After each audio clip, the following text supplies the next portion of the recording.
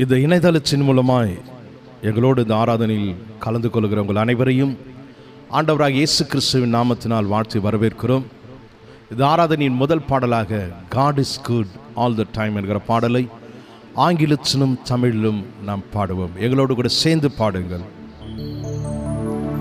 God is good all the time, put a song of praise in this heart of mine. God is good all the time, through the darkest night His light will shine.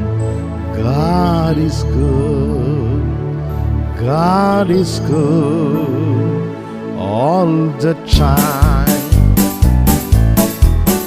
God is good all the time, you put a song of praise in this heart of mine. God is good all the time, through the darkest night His light will shine. God is good, God is good all the time.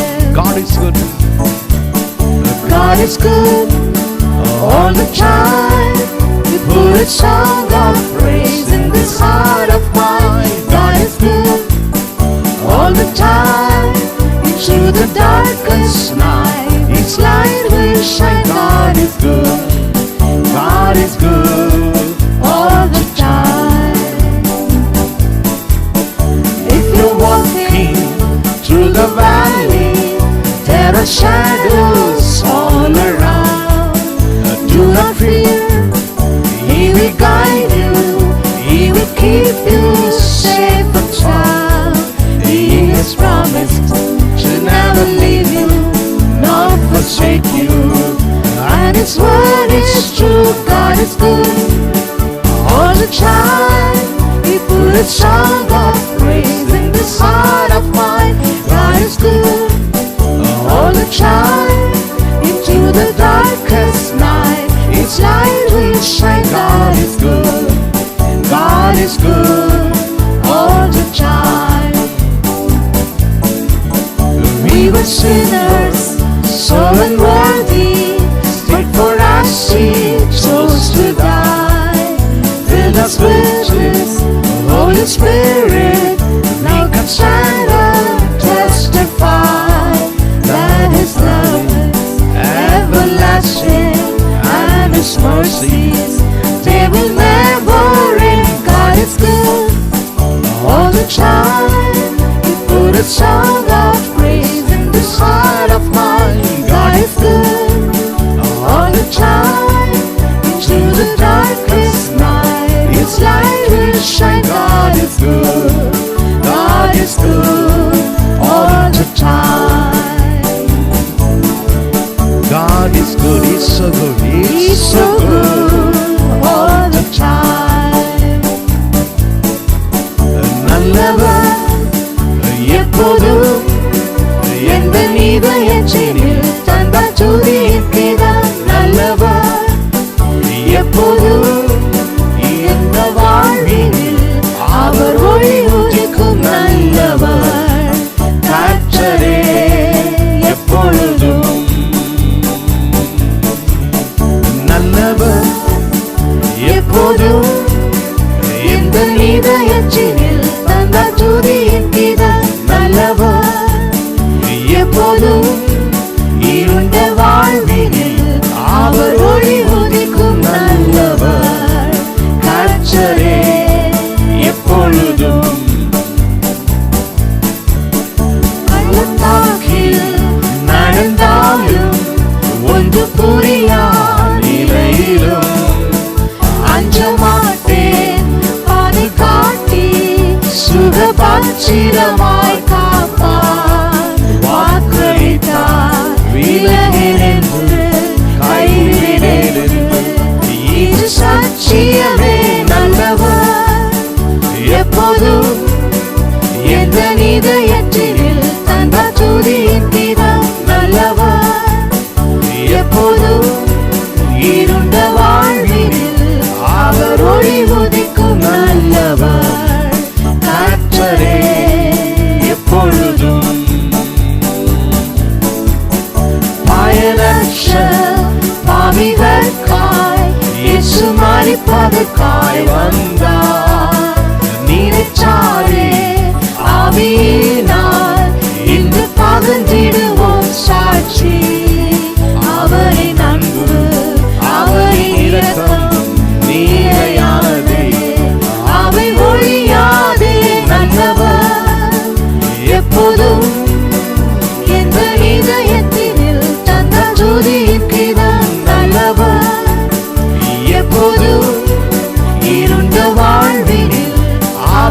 ஒளி உதிக்கும் நல்லவர் கர்த்தரே எப்பொழுதும் நல்லவர் கர்த்தரே எப்பொழுதும். God is good all the time. He put a song of praise in this heart of mine. God is good all the time. Through the darkest night, His light will shine. God is good. God is good all the time. God is good. He's so good all the time. Hallelujah. Hallelujah. நம்ம ஆராதிக்கிறதான தேவன் அவர் நல்லவர் மாத்திரமல்ல, அவர் வல்லவராய் இருக்கிறார். எங்களோடு கூட சேர்ந்து இந்த பாடலை பாடி ஆண்டவரை ஆராதியுங்கள். என் தேவன் பெரியவர், என் தேவன் நல்லவர், அவரை நாம் விசுவாசிப்போம், அவர் தருகிற ஆசீர்வாதங்களை நாம் பெற்றுக்கொள்வோம். எல்லாரும் சேர்ந்து பாடி நாம் ஆண்டவரை ஆராதிப்போமா?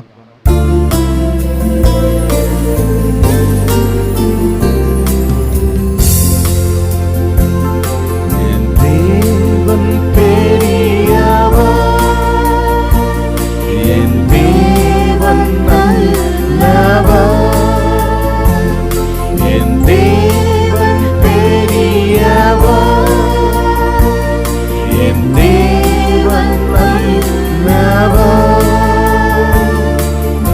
அவரை விசுவாசி,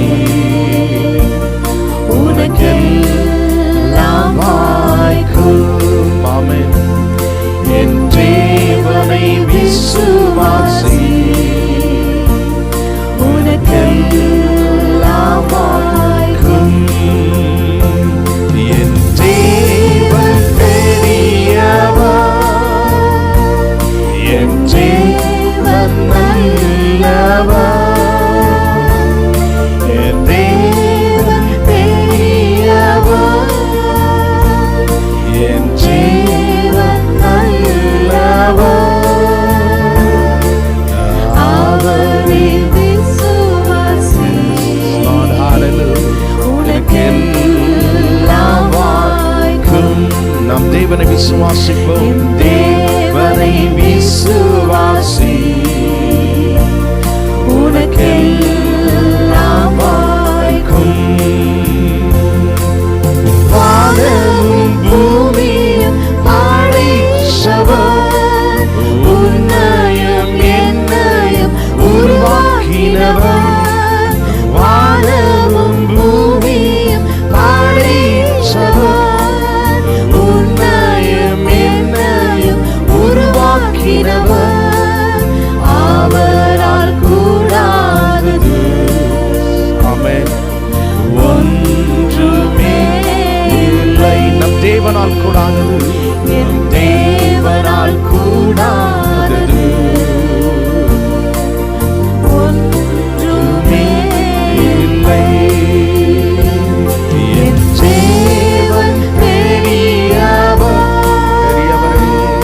என் தேவன் நல்லவர், நல்லவரே உம்மை ஆராதிக்கிறோம். என் தேவன் பெரியவர், என் தேவன் நல்லவர், அவரை விசுவாசி, உனக்கெல்லாம் வாய்க்கும். என் தேவனை விசுவாசி,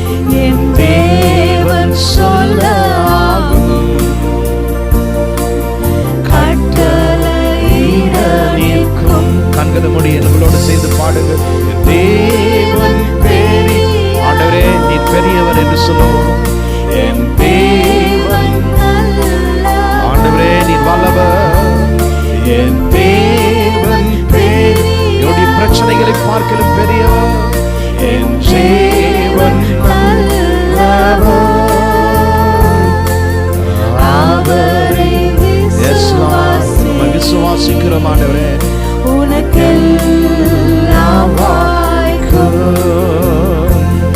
என் தேவனை விசுவாசி, உனக்கெல்லாம் வாய்க்கும். என் இயேசுவை என் இயேசுவை விசுவாசி, உனக்கெல்லாம் வாய்க்கும். என் இயேசுவை விசுவாசி, உனக்கெல்லாம் வாய்க்கும். எங்களுடைய நம்பிக்கை வீண் போகாது என்று சொன்னவரே, நிச்சயமாகவே முடிவு உண்டு என்று சொன்னவரே, நல்ல முடிவை எங்களுக்காக ஆயத்தப்படுத்தி வைத்திருக்கிறவரே, என்னுடைய வாழ்வில் உண்மை நாங்கள் விசுவாசிக்கிறோம். உம்முடைய வார்த்தையை நாங்கள் விசுவாசிக்கிறோம் ஆண்டவரே. எங்களுக்காக நீர் வைத்திருக்கிற நல்ல எதிர்காலத்துக்காக ஸ்தோத்திரிக்கிறோம். எங்களுக்காக வைத்திருக்கிற ஆசீர்வாதத்துக்காக ஸ்தோத்திரிக்கிறோம் ஆண்டவரே. இந்த காலை வேளையிலும் எல்லா கனத்தையும் மகிமையும் உமக்கு செலுத்துகிறோம். நீ நல்லவர் மாத்திரமல்ல, நீர் வல்லவராய் இருக்கிறீர். நீ சொல் ஆகும், நீ கட்டளையிட நிற்கும் ஆண்டவரே. எங்களுக்காக நன்மையான காரியங்களை பேசுகிறவரே, நன்மையான காரியங்களை செய்து முடிக்கிறவரே, எங்களுடைய நம்பிக்கை உங்க மேல வைக்கிறோம். இயேசுவின் நாமத்தை ஜெபிக்கிறோம் எங்கள் ஜீவனுள்ள நல்ல பிதாவே, ஆமென். கர்த்தருடைய வார்த்தைக்கு நேரா நாம் கடந்து செல்வோம். Let's turn our attention to the word of God. தெய்வீக சுகத்தை குறித்து பார்த்து கொண்டு வருகிறோம். We've been learning about divine healing. தெய்வீக சுகத்தை பெற வேண்டும் என்றால், If we need to receive divine healing, நாம் அறிந்து கொள்ள வேண்டிய ஒரு சில அடிப்படை சத்தியங்களை பார்த்து வருகிறோம். we have to know a certain fundamental truth. வியாதிக்கு தேவன் காரணர் அல்ல. God is not the reason for sickness. வியாதியை தேவன் கொடுப்பதல்ல. God does not give sickness. வியாதி தேவனிடத்திலிருந்து வருவதல்ல. Sickness does not come from God. வியாதியை தேவன் அனுமதிப்பதும் அல்ல. And God does not permit sickness. சிருஷ்டிப்பில் வியாதி இல்லை. There was no sickness in creation. Eden தோட்டத்தில் வியாதி இல்லை. There was no sickness in the Garden of Eden. பரலோகத்தில் வியாதி இல்லை. There's no sickness in heaven. 1000 வருட அரசாட்சியிலும் வியாதி இல்லை என்பதை பார்த்தோம். And we saw that there's no sickness in the 1000 years reign. தன்னிடத்தில் இல்லாத ஒன்றை தேவன் தர முடியாது என்று பார்த்தோம். We also learned that God cannot give something that he does not have. அது மாத்திரமல்ல, பாவமும் பிசாசும் சேர்ந்து பெற்றெடுத்த குழந்தைதான் வியாதி என்று பார்த்தோம். Not only that, we also learned that sin and Satan has given birth to sickness. வியாதி பிசாசின் வல்லமையாய் இருக்கிறது.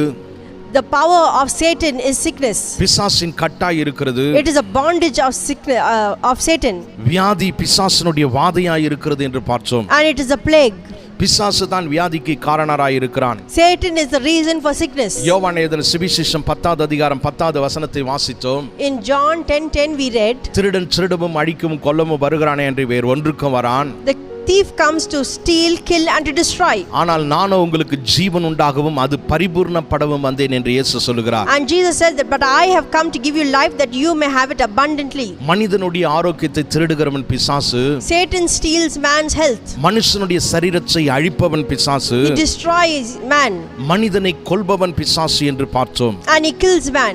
ஆனால் இயேசுவோ ஜீவன் உண்டாக வந்தவர். But Jesus came to give life. அந்த ஜீவன் பரிபூர்ணப்பட வந்தவர் என்று பார்த்தோம். And we see that he has given life to the full. பிசாசு மரணத்துக்கு அதிபதி.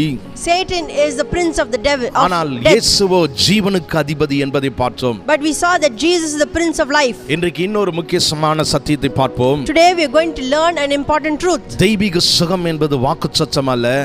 That divine healing is not a promise. அது சத்தியமாய் இருக்கிறது. But it is the truth. தெய்வீக சுகம் ஒரு காலத்தில் வாக்குச்சத்தமாய் இருந்தது. Divine healing was once a promise. ஆனால் இயேசு என்றைக்கு கல்வாரி சிலுவையில வந்து நமக்காக மரித்தாரோ, But the day Jesus was crucified on the cross, காயப்பட்டு இரத்தத்தை சிந்தினாரோ, when he shed his blood, அப்பொழுதே அது சத்தியமாக மாறிவிட்டது. from that day onwards this has become a truth. வாக்குச்சத்தத்துக்கும் சத்தியத்திற்கும் வித்தியாசம் உண்டு. There's a difference between truth and a promise. வாக்குச்சத்தம் நிறைவேற போகும் ஒன்றாய் இருக்கிறது. A promise is to be fulfilled. ஆனால் சத்தியம் நிறைவேறின ஒன்றாய் இருக்கிறது. But truth is already fulfilled. வாக்குச்சத்தத்துக்காக நாம் காத்திருக்க வேண்டும். We have to wait for a promise. ஆனால் சத்தியத்தை நாம் விசுவாசிக்க வேண்டும். But we have to believe the truth. வாக்குச்சத்தம் நிறைவேற நாம் ஜெபிக்க வேண்டும். We have to pray for a promise. ஆனால் சத்தியம் நிறைவேற நாம் அதை அறிந்து கொள்ள வேண்டும். But in order truth to be fulfilled, we have to believe it. இயேசு இப்படியாக சொன்னார், Jesus said this, சத்தியத்தை அறிவீர்கள், சத்தியம் உங்களை விடுதலையாக்கும் you என்று. shall know the truth and the truth shall set you free. எனவே தெய்வீக சுகத்துக்கான சத்தியத்தை அறிந்து கொள்வோம். So let us know the truth of divine healing, அந்த சத்தியத்தினால் நாம் விடுதலை பெறுவோம். and let us receive liberty. லேவியராகமத்தின் புத்தகம் 16வது அதிகாரம் 14வது வசனத்தை உங்களுக்காக வாசிக்கிறேன். Let me read to you from the book of Leviticus chapter 16 verse 14. பாவ நிவாரணத்துக்கான ஆட்டை அவன் கொன்று அதன் இரத்தத்தில் கொஞ்சம் எடுத்து கிருபாசனத்தின் மேலும் கிருபாசனத்தின் முன்பதாகவும் தெளிக்க கடவன். He is to take some of the bull's blood and with his finger sprinkle it on the front of the atonement cover. Then he shall sprinkle some of it with his finger 7 times before the atonement cover. இஸ்ரவேல் ஜனங்கள் செய்த பாவத்துக்காக For the sins of the Israelites, வருஷத்துக்கு ஒரு முறை நிவாரணம் செய்யப்பட்டது. there was an atonement that had to be done once a year. அந்நாளில் ஒரு வெள்ளாட்டுக்கடா தேவ சமூகத்தில் கொண்டு வரப்பட்டது. On those days they will take a goat for sin offering, அது பாவ நிவாரண ஆடு. and it was for the atonement. அது கொல்லப்பட்டது. It had to be killed. ஆசாரியன் அதன் இரத்தத்தில் கொஞ்சம் எடுத்து The priest will take a little of its blood, கிருபாசனத்தின் மீதும் கிருபாசனத்துக்கு முன்பதாகவும் தெளித்து and he will sprinkle it on the cover of the atonement. இவ்விதமா இஸ்ரவேல் ஜனங்களுக்கு பாவ நிவர்த்தி செய்தான். And this is how the people got the atonement for their sins. இதன் மூலமாய் அவர்களுக்கு கிருபை கிடைத்தது. And through this they received mercy. அவர்கள் தண்டனைக்கு தப்பினார்கள். They escaped from punishment. ஆட்டுக்கடா பாவத்தையும் பாவத்திற்கான தண்டனையும் சுமந்து தீர்த்தது. The goat will receive the punishment and pay an atonement for sin. யோவான் எழுதின சுவிசேஷம் 1வது அதிகாரம் 29வது வசனத்தை பார்க்கும்போது In John chapter 1 verse 29 we read, ஆண்டவராகிய இயேசுவை உலகத்தின் பாவத்தை சுமந்து தீர்க்கிற தேவாட்டுக்குட்டி என்று யோவான் அழைக்கிறார். John the Baptist calls Jesus a lamb that takes away the sins of the world. இயேசு நம்முடைய பாவத்தை சுமந்து தீர்த்து Jesus has taken away the sins of the world, நமக்காக கல்வாரி சிலுவையின் பாவத்தின் பலனாகிய வியாதியை சுமந்து and he has paid the price of sickness, that is sickness, அதை தன்மேல் ஏற்றுக்கொண்டார் என்று வேதத்தில் பார்க்கிறோம். and the Bible says that he bore it upon the cross. ஏசாயா தீர்க்கதரிசனம் 53வது அதிகாரம் 4வது வசனம் இப்படியாக சொல்லுகிறது. In the book of Isaiah chapter 53 verse 4 it says, மெய்யாகவே இயேசு நம்முடைய பாடுகளை ஏற்றுக்கொண்டு நம்முடைய துக்கங்களை சுமந்தார் என்று. That surely he has borne he has taken our infirmities and carried our sorrows. ஆனால் எபிரேய வேதாகமத்தை பார்க்கும்போது But in the Hebrew text we see பாடு என்பதற்கு சோலி என்ற பதம் உபயோகிக்கப்பட்டுள்ளது. the word infirmity means choli. வியாதி என்பது இதனுடைய பொருள். The meaning of it is sickness. துக்கம் என்பதற்கு மாக்கோப் என்கிற பதம் உபயோகிக்கப்பட்டுள்ளது. And sorrow means makob. வேதனை என்பது இதனுடைய பொருள். The meaning of it is grief. இன்று ஒவ்வொரு விசுவாசியும் என்னுடைய வியாதியை இயேசு ஏற்றுக்கொண்டு Today every believer should believe that God has taken away my sickness, என்னுடைய வேதனையை இயேசு சுமந்தார் என்று உரிமை கூறலாம். and Jesus has carried my griefs. இயேசு வியாதிகளை அவருக்காக சுமக்கவில்லை. Jesus did not carry sickness for himself, நம்முடைய சார்பில் சுமந்தார். but he took our place. அவர் நம்முடைய வியாதிகளை தம்மேல் சுமந்ததினால் Because he has taken our sickness upon himself, நாம் அவைகளை சுமக்க வேண்டிய அவசியம் இல்லை. there is no need for us to carry them. நாம் சுகமாக இருக்கும்படிக்காகவே அப்படி சுமந்தார். He carried it that we may be well. இந்த வசனத்தில் ஏற்றுக்கொண்டு சுமந்தார் என்ற 2 பதங்கள் வருகிறது. Here we see 2 words, took and bore. ஏற்றுக்கொண்டு என்பதற்கு The word took நாசா என்ற எபிரேய பதம் உபயோகிக்கப்பட்டுள்ளது. means nasa, which is a Hebrew word. தூக்குதல் என்பது இதனுடைய பொருள். The meaning of it is carried. சுமந்தார் என்பதற்கு The word bore, சபால் என்ற எபிரேய பதம் உபயோகிக்கப்பட்டுள்ளது. there's a Hebrew word called sabal, தூர எடுத்து செல்லுதல் என்பது இதனுடைய பொருள். and the meaning of it is carry it far away. ஆகவே இயேசு கல்வாரியில் So Jesus on the cross, நம்முடைய வியாதிகளையும் வேதனைகளையும் தூக்கி he carried our sickness தன்மேல் வைத்துக்கொண்டு தூர எடுத்து சென்றார் என்று இந்த வேதம் சொல்கிறது. and carried it far away. இயேசு நம்முடைய வியாதிகளை தம்மேல் சுமந்திருப்பாரானால் If Jesus has carried our sickness, நாம் அவைகளை சுமக்க வேண்டிய அவசியம் இல்லை. there is no need for us to carry them. நம்முடைய சார்பில் அவர் அதை செய்தார். He has done it in our place, ஆகவே நாம் சுகமாய் இருக்கலாம். so we can be well. மத்தேயு இதை குறித்து இவ்விதமாய் எழுதுகிறார். In the book of Gospel of Matthew he writes, மத்தேயு எழுதின சுவிசேஷம் 8வது அதிகாரம் 17வது வசனம். the Gospel of Matthew chapter 8 verse 17, இயேசு தாமே நம்முடைய பலவீனங்களை ஏற்றுக்கொண்டு நம்முடைய நோய்களை சுமந்தார். that Jesus took our infirmities and carried our diseases. இயேசுவும் நம்முடைய நோய்களை சுமந்து If Jesus has carried our diseases, நாமும் அதை சுமப்பதில் அர்த்தமில்லை. and if we also have to carry it, there's no use. யாராவது ஒருவர் சுமந்தால் போதும். It is enough for one person to carry them. Our சுமந்திருக்கிறார், He has carried it, நாம் சுகமாய் இருக்கலாம். and we can be well. ஏசாயா தீர்க்கதரிசனம் 53வது அதிகாரம் 10வது வசனத்தை இப்படியாக பார்க்கிறோம். In the book of Isaiah chapter 53 verse 10 we read, Robert young என்கிற மொழிபெயர்ப்பில் இப்படியாக வருகிறது. Robert Young had translated this verse in like this: Jehovah இயேசுவை நமக்காக வியாதியாக்கினார் என்று. Jehovah has made Jesus sick. இயேசு நம்முடைய சார்பில் வியாதியின் மொத்த ரூபமாக சிலுவையில் தொங்கினார் என்று வேதம் சொல்லுகிறது. The Bible says that Jesus became altogether sick upon the cross. இயேசு நமக்காக வியாதிப்பட்டபடியினால், Because Jesus was made sick upon the cross, பிசாசு நம்மை வியாதியாக்க அவனுக்கு உரிமை இல்லை. there's no right for Satan to afflict us with sickness. இரண்டாம் உலக மகா யுத்தத்தின் போது During the Second World War, ஜெர்மனிய விமானங்கள் லண்டன் பட்டணத்தின் மீது இரவு நேரங்களில் குண்டு மழை பொழிந்த வண்ணம் இருந்தன. the aircrafts of Germany will come and will bombard the city of London during the night. மக்கள் இரவு நேரங்களில் வீடுகளில் தங்காமல் பதுங்கு குழியில் தங்கினார்களாம். People will not stay in their homes, but they will go and hide themselves in trenches. ஒரு குறிப்பிட்ட பதுங்கு குழியில் In a certain trench, ஒரு மூதாட்டி தங்குவது வழக்கம். an old lady used to stay there. 3 நாட்களாக அவள் பதுங்கு குழியில் காணவில்லை. For 3 days she was not to be found. ஆகவே அவள் அடைக்கலம் தேடி கிராமத்துக்கு போயிருப்பார் என்று மற்றவர்கள் எண்ணினார்கள். So the people with her thought that she would have gone to a village for refuge. 4ஆம் நாள் காலை அவள் தெருவில் நடந்து வந்தாள். But on the 4th day they found her walking on the streets. எப்போது திரும்பி வந்தீர்கள் என்று ஒருவர் கேட்டார். So one person asked her, when did you return? நான் எங்கும் போகவில்லை என்றாளாம் அவள். She answered him and said, I have not gone anywhere. பதுங்கு குழியில் 3 நாட்களாக உங்களை காணவில்லையே என்றாராம். So he said, I couldn't find you in the trench. அவள் இவ்விதமாய் பதில் கூறினாளாம். And this is how she replied. வேதத்தை வாசித்துக் கொண்டிருந்தேன். I was reading the Bible. இஸ்ரவேலை காக்கிறவர் உறங்குவதும் இல்லை தூங்குவதும் இல்லை என்ற வசனம் என் கண்ணில் பட்டது. I saw the verse that said the God of Israel watches day and night. தேவனும் நானும் ஏன் தூங்காமல் இருக்க வேண்டும்? Why should I and God sleep? அவர் தூங்காமல் என்னை காப்பாரானால், If God will keep awake and watch over me, நான் நன்றாக தூங்கலாம் என்று எண்ணி என் வீட்டிலே தூங்கிவிட்டேன் என்றாளாம். I thought to myself, then I can have a good sleep. அந்த மூதாட்டியின் விசுவாசம் பாராட்டுதற்குரியது.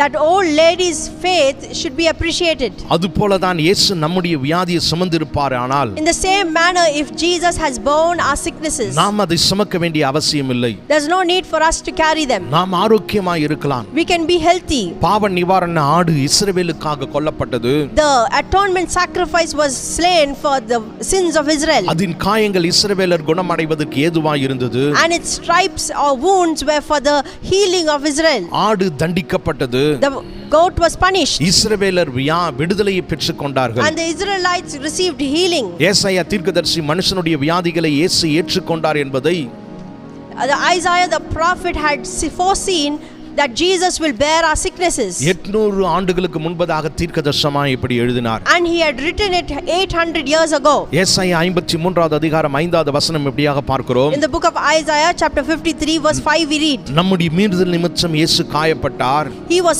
pierced for our transgression, நம்முடைய அக்கிரமம் நிமித்தம் இயேசு he நொறுக்கப்பட்டார், was crushed for our iniquities, நமக்கு சமாதானத்தை உண்டு பண்ணும் தண்டனை இயேசுவின் மேல் வந்தது, the punishment that brought us peace was upon him, இயேசுவின் காயங்களால் நாம் குணமாகிறோம் and என்று. by his stripes we are healed. இயேசுவின் காயங்கள் தண்டனை முடிந்து விட்டது என்பதற்கு ஆதாரமாய் இருக்கிறது. The evidence or proof of the stripes of Jesus says that we are healed. ஆகவே அந்த காயங்களால் நாம் சமாதானத்தை பெறுகிறோம். So through those stripes we receive peace. சமாதானம் என்பதற்கு ஷலோம் என்ற எபிரேய பதம் உபயோகிக்கப்பட்டிருக்கிறது. The word peace means shalom in Hebrew.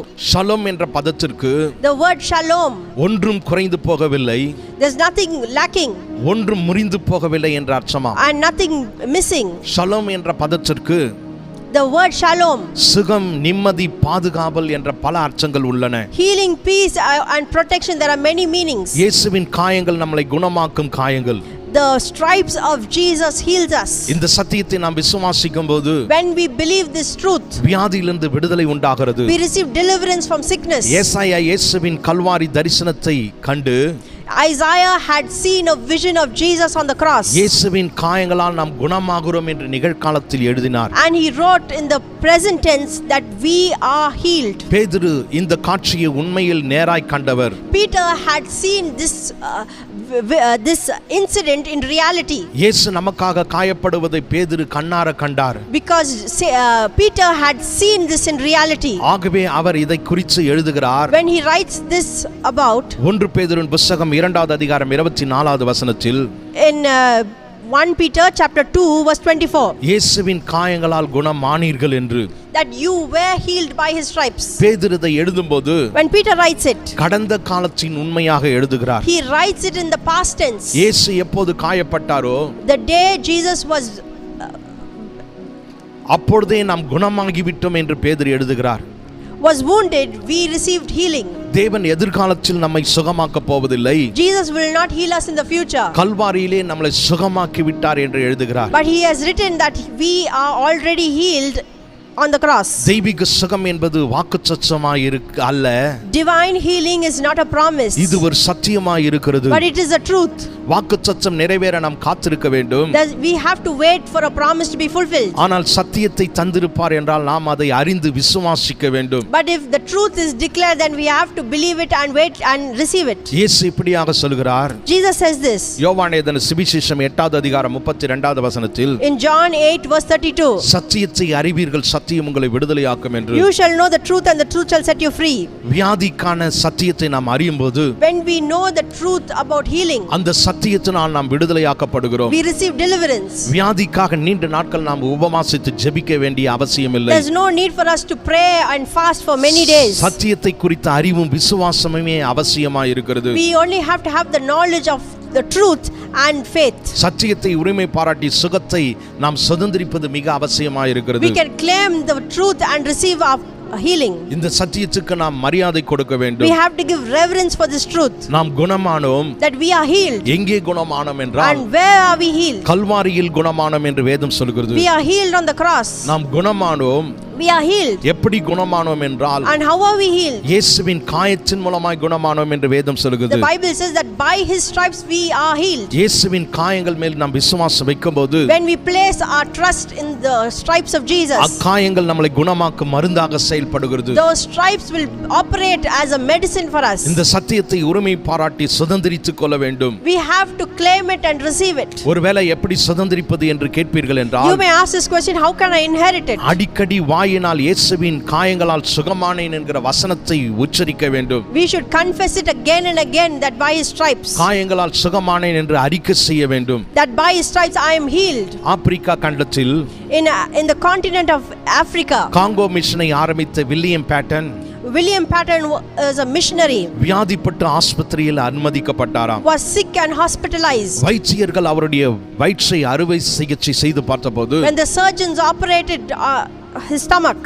அதிர்ச்சி அடைந்தனர். they were shocked. காரணம், அவருடைய வயிறு முழுவதும் புற்றுநோயினால் நிரம்பி இருந்ததாம். The reason was his stomach had cancer. டாக்டர்கள் அவரை நோக்கி, The doctors looked at him and said இன்னும் ஒரு வருடமே உயிர் வாழ்வீர்கள், that you will only live for 1 year. ஆகவே உங்களுடைய சொந்த தேசத்துக்கு நீங்க திரும்பி விடுங்கள் என்றார்களாம். So return to your country, they advised him. England தேசத்துக்கு திரும்பி விடுங்கள் என்று ஆலோசனை கூறினார்களாம். And they advised him to return to England. ஒரு நாள் பேட்டன் வேதத்தை வாசித்துக் கொண்டிருந்த போது, One day when Patton was reading the word of God, இயேசுவின் காயங்களால் குணமானீர்கள் என்ற வசனம் அவர் கண்ணில் பட்டதாம். he saw the verse that said, by his stripes I am healed. கடந்த காலத்தில் குணமானீர்கள் என்று தேவன் சொல்லியிருப்பதை கூர்ந்து நோக்கினாராம். He looked at it that it is mentioned in the past tense. இயேசுவின் காயங்கள் மேல் விசுவாசத்தை பதிக்க ஆரம்பித்தாராம். He started placing his trust in the stripes of Jesus. இயேசுவின் காயங்களால் நான் சுகமானேன் என்று வாயினால் அறிக்கையிட He ஆரம்பித்தாராம். started confessing that by his stripes I am healed. தன்னை துக்கம் விசாரிக்கும்படி வந்த நண்பர்கள் எல்லாரிடத்திலும் சொன்னாராம், All the believers who came to comfort him,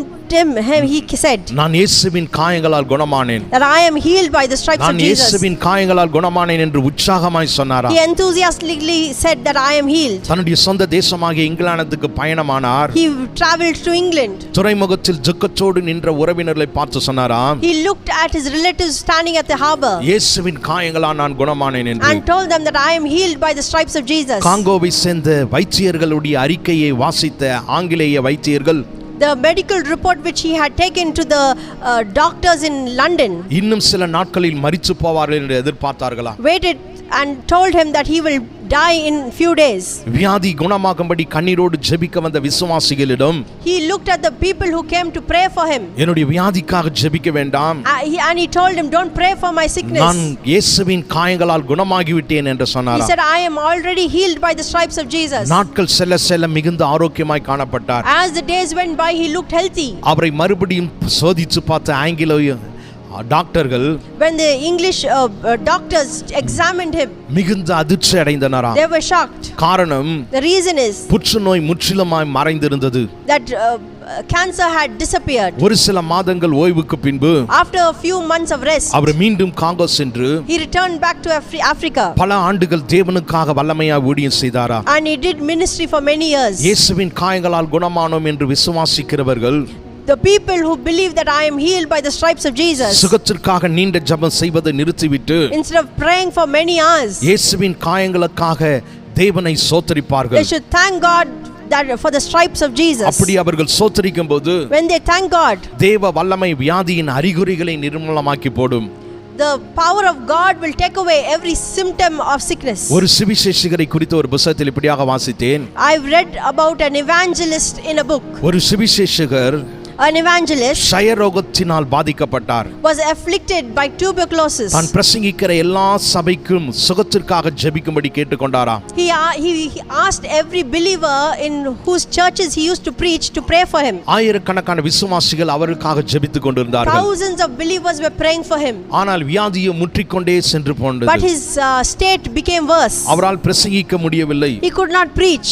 படுக்கையிலிருந்து எழுந்திருக்க கூட முடியவில்லை. He was bedridden. மனைவியினுடைய பெற்றோர் வாழ்ந்து வந்த பண்ணைக்கு சென்றார். He went to the farmhouse where his in-laws lived. அந்த பண்ணையில் முடங்கி படுத்திருந்தாராம். And he was bedridden there. இத்தனை ஆயிரம் பேர் உண்மையாகவே எனக்கு ஜெபித்தும் He was wondering, so many thousands of people are praying for me. ஏன் எனக்கு சுகம் கிடைக்கவில்லை? Why haven't I received healing? ஏன் தேவன் எனக்கு பதில் தரவில்லை என்று கேட்டுக்கொண்டிருந்தாராம். He was asking the question, why isn't God healing me? அப்போது தேவன், And then God மகனே உன்னுடைய வியாதிக்கு நிவாரணம் என்னுடைய காயங்கள். said, the answer to your sickness is my stripes. என்னுடைய காயங்களால் ஏற்கனவே நீ சுகமானாய். That by my stripes you have already been healed. என்னுடைய காயங்களுக்காக நீ ஏன் ஆண்டவரை சோத்தரிக்க கூடாது? Why shouldn't you praise me for the stripes? என் காயங்களால் நீ குணமானாய் என்பதை ஏன் நீ விசுவாசிக்க கூடாது? Why shouldn't you believe that you are healed by my stripes? God said. நீ ஏன் என்னுடைய அன்பை மகிமைப்படுத்த கூடாது? Why shouldn't you glorify me? Jesus said. நீ ஏன் என்னுடைய காயங்களை பாராட்ட கூடாது என்று Why கேட்டாராம். shouldn't you appreciate my stripes? சுவிசேஷருடைய மனைவியும் பெற்றோர்களும் The evangelist's wife and her parents அந்த பண்ணையில் வேலை செய்து கொண்டிருந்தார்களா? were working in the farm. அவர்களுக்கு தெரியாமல் கஷ்டப்பட்டு படுக்கையை விட்டு எழுந்து He somehow got up from his bed, முழு பலத்தையும் பிரயோகித்து used all his strength, அங்கிருந்து தோப்புக்கு சென்றாராம். and went to the field. மரநிழலில் படுத்துக்கொண்டு He sat under a tree இயேசுவின் காயங்களை புகழ and ஆரம்பித்தார். started praising the Lord for his காயங்கள் stripes. மூலம் சம்பாதிக்கப்பட்ட சுகத்துக்காக தேவனை துதிக்க He ஆரம்பித்தார். started praising the Lord for the stripes. முதலாவது மெதுவாக துதிக்க ஆரம்பித்தவர் In the beginning he started whispering, மிகுந்த சத்தத்தோடு துதிக்க but ஆரம்பித்தாராம். then later he started shouting. அவர் துதிக்க துதிக்க As he kept shouting தேவ praises, பலன் அவரை சந்தித்ததாம். the strength of God empowered him. மக்கள் பலர் கூடிவிட்டார்கள். Thousands of people had gathered. துதித்துக் கொண்டே க்ஷயரோகத்தின் பிடியிலிருந்து அவர் வெளியே வந்து விட்டார். As he kept praising the Lord, he came out of the clutches of tuberculosis. பின்பதாக ஆரோக்கியமாக பல வருஷங்கள் தேவனுக்காக ஊழியம் செய்து வருகிறார். Then he lived healthily and he did ministry for the Lord. இயேசுவின் காயங்களால் குணமானோம் என்ற சத்தியத்தை விசுவாசிக்கிறவர்கள் Where those who believe that they are healed by his stripes, சுகமானவர்கள் போல நடந்து கொள்வார்கள். they will act as if they are healed. விசுவாசத்தை கிரியில் They காட்டுவார்கள். will exhibit their faith in action. வியாதியின் அறிகுறிகளை மாறாமல் இருக்கலாம், Your symptoms may not change, ஆனால் அந்த வியாதியின் அறிகுறிகளுக்கு முக்கியத்துவம் தராமல் but they will not give importance to their symptoms. தேவனுடைய சத்தியத்துக்கு முக்கியத்துவம் கொடுத்து They will give importance to the truth, தேவனை துதித்துக் கொண்டிருப்பார்கள். and they will be praising the Lord. தேவனுக்கு நன்றி சொல்லிக் They கொண்டிருப்பார்கள். will be thanking the Lord. நம்முடைய விசுவாசத்தை நம்முடைய செயல்களால் நாம் காட்ட வேண்டும். We should show